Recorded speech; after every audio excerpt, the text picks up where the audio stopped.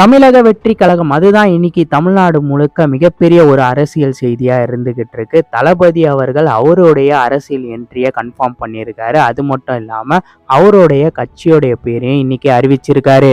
நான் அரசியலுக்குள்ள வரப்போறேன் அப்படின்னு சொல்லிட்டு வாயால மட்டும் பேசிக்கிட்டு மக்களை ஏமாத்திக்கிட்டு இருக்காம அரசியலுக்குள்ள வந்திருக்காரு நம்ம தளபதி விஜய் அவர்கள். பிறப்போக்கும் எல்லா உயிருக்கும் பிறப்பால இங்க எல்லாருமே சமம். அதனால எல்லாருக்குமான ஒரு அரசியலை தான் பண்ண போறதா தளபதி அவர்கள் அறிவிச்சிருக்காரு. ஒரு பக்கம் ஊழல் நிறைஞ்சிருக்கு, இன்னொரு பக்கம் சாதி மதத்தால மக்களை பிளவுபடுத்திக்கிட்டு இருக்காங்க அப்படின்னு அவரோட அறிக்கையில மென்ஷன் பண்ணியிருக்காரு. அதை பார்க்கும்போது மத்திய மாநில அரசுகள் ரெண்டு அரசுகளையும் எதிர்த்து தான் அரசியல் பண்ண போறதா அவர் சொல்லியிருக்கிறதா நம்ம புரிஞ்சுக்க வேண்டியது இருக்கு. அரசியல் பிசினஸ் இல்ல, அது புனிதமானது அப்படின்னு சொல்லியிருக்காரு. இன்னைக்கு அரசியல் பிசினஸா தான் போயிட்டு இருக்கு. ஒரு தொகுதியில நான் 10 கோடி செலவு பண்றேன், அது 100 கோடியா எப்படி திரும்ப எடுக்கிறேன் அப்படின்ற மாதிரி தான் இப்போ அரசியல் போயிட்டு இருக்கு. சினிமால இருந்து விலகி நான் முழு நேர அரசியல்ல ஈடுபட போறேன் அப்படின்னு சொல்றதுக்கே ஒரு மிகப்பெரிய தைரியம் வேணும். தளபதி அரசியலுக்குள்ள வந்துட்டாரு.